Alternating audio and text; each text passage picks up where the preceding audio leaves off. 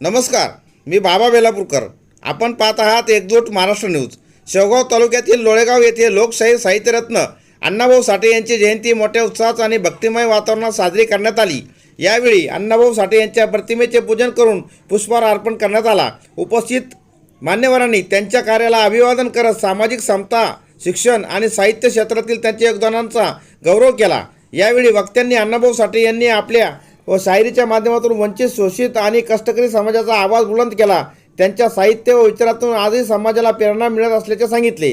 कार्यक्रमात सरपंच भाऊदास पाटील काळे, माजी सरपंच बाबासाहेब पठाळे, माजी सरपंच ग्रामपंचायत सदस्य काका केदार, माजी सरपंच राजेंद्र शिंगारे, गोकुळ पठाळे, कैलास काते, अविनाश काते, काटकर स्वामी, ऋषिकेश बर्डे, अमोल काकडे, दादा काते, ज्ञानेश्वर डोंगरे, अशोक काते, ऋषिकेश काळे, पांडू काते, दशरथ काते, दीपक काते, अंकुश डमाळे, प्रवीण काकडे, ऋषिकेश बुचकुल तसेच ग्रामस्थ मोठ्या संख्येने उपस्थित होते. आमच्या हाती काही चलचित्र आले असून आम्ही ते पुन्हा तुम्हाला दाखवित आहोत.